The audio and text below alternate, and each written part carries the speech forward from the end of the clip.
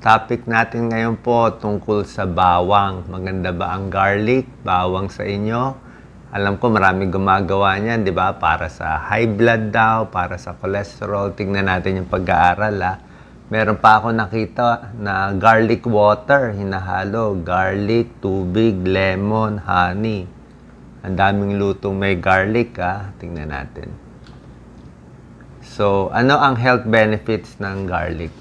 Anyway, bigyan ko muna kayo ng shortcut. Ayon sa pag-aaral, may tulong naman yung garlic sa mga sakit. May konting tulong. Pero ang keyword kasi natin ay konti lang yung tulong. Hindi talaga ganun kalaki yung benefit. Pero may benefit siya, explain ko. So kung meron kayong mga sakit, kailangan pa rin magpa-check up sa doktor. Pag kailangan uminom ng gamot, iinom kayo ng gamot. Ito, dagdag tulong lang siya ayon sa pag-aaral. Kasi yung benefit, medyo maliit lang. At mamaya, ipapakita ko rin yung side effect na medyo marami din yung side effect. So, nasa sa inyo kung paano to gagamitin ang bawang. Okay? So, tingnan natin, Doc Lisa. Bawang may tulong sa sipon. Ito, may konting pag-aaral yan. A few studies, makakaikli ng sipon. Sa blood pressure, may tulong konti. Mga 5 points. Papakita ko mamaya. Sa puso, may konting tulong. Nakakalabnaw ng dugo, parang aspirin. Sa cancer, hindi malinaw, pero masustansya naman siya. Sa cholesterol, may konting tulong din. Ito mismo yung pag-aaral. Pinapakita ko sa inyo. Garlic, allium sativum. Meron siyang allicin. Ito yung nangangamoy yung garlic, nakaka-bad breath, pero nandito rin yung mga health benefits. Sa cholesterol, nakakababa yung garlic konti ng total cholesterol at LDL bad cholesterol. So may a few points na may benefit. Pero hindi syempre kasing lakas ng gamot. Pagdating sa good cholesterol, wala ganong effect. Sa triglyceride, wala ganong effect. Sa bad cholesterol, meron. So pwede kumain.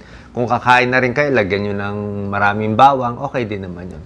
Sa high blood, may isang pag-aaral nagpakita, may tulong mga 8 points ang nabababa sa systolic, yung numero sa taas, at 5 points sa diastolic. Kaya kung ang blood pressure nyo, bilangin natin, napakataas, 170 over 100, tapos puro bawang, baka bumaba yung 170 na mga 162, pero mataas pa rin, high blood ka pa rin. So, hindi mo pwede iasa yung buhay sa garlic lang. Pero kung kumakain ka naman ng gamot, gusto mo ng healthy, walang masama.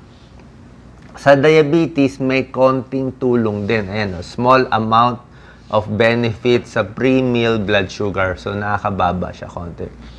Sa fatty liver disease, parang may konting pag-aaral din sa mga may fatty liver. At ito rin, mga gum infection, nakita rin nila may tulong. So, overall, may benefit sa katawan natin, although hindi nga ganun kalaki. Kaya yung iba, nakikita mo, kakain sila ng bawang, lalagay nila sa dila nila, pero high blood pa rin sila. So, ito yung mga benefits ng garlic. Meron silang vitamin B6, manganese, may konting vitamin C, copper, and calcium.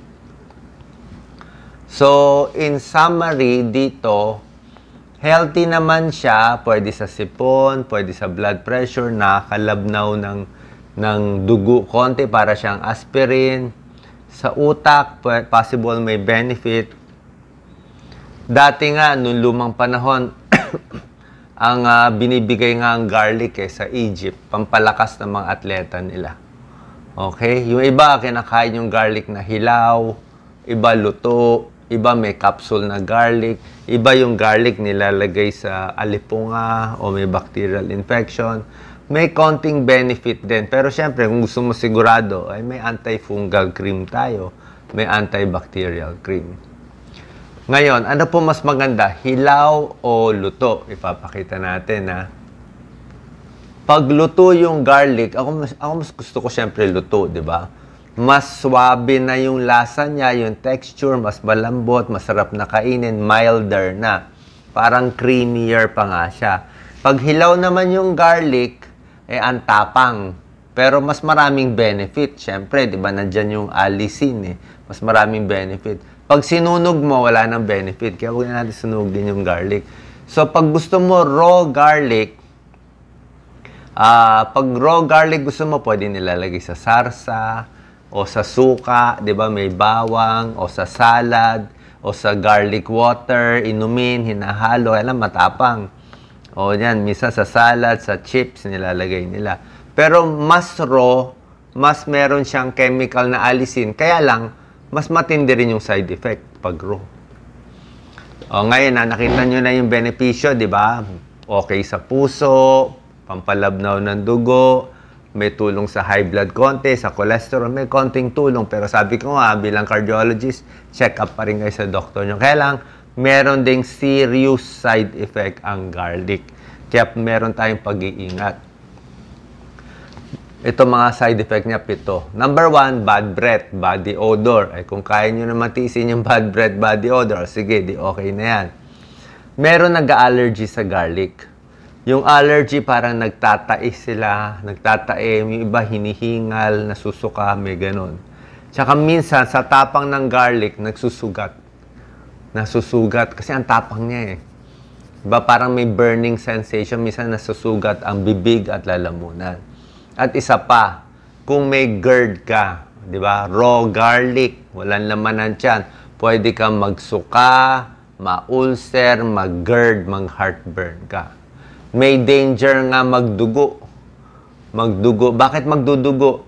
Bukod sa matapang yung garlic kasi, pinipigilan din niya yung pagdikit ng platelet. Pinapalabnaw yung dugo eh. Para siyang aspirin. Alam niyo naman, aspirin, para hindi magbuo ang dugo sa puso, sa utak, may benefit. Pero, pag sumobra labnaw naman yung dugo, pwede ka naman magdugo. Diba? Kung hindi na matagal huminto ang pagdurugo. So, pwede ka magkaroon ng bleeding. Lalo na kung marami. Lalo na kung hilaw na hilaw. Kaya nga, sa buntis, hindi nire-recommend na marami kakainin mo, konti lang. Pero kung iinom ka ng mga capsule na malalaki, not safe for pregnant, baka magdugo yung baby. Pag sa balat naman, may skin burns. Pwede ka ma-burn sa tapang. Diba? Sa tapang. Sa liver damage, sa high dose, may nakitang pag-aaral, pero ito more animal studies na pag mataas ang dosis, nakakasira din ng liver. Pero sa ordinaryong pagkain, wala namang kaso. Okay? So, nakita nyo yung pro and con ng garlic. Kung ako tatanungin nyo, okay na to, halo nyo na lang sa luto. Diba yan, niluto sa spaghetti, niluto yan, pinatong konting garlic. Ito, ang dami nito. Medyo marami ito. So, garlic chicken, ano ba to, salpikaw, yan. May konting garlic, mas luto, pwede naman kumain-kain para may konting benefit. Pero yung sobrang hilaw na marami, depende po kung kakayanin ninyo. Sana nakatulong tong video. God bless po.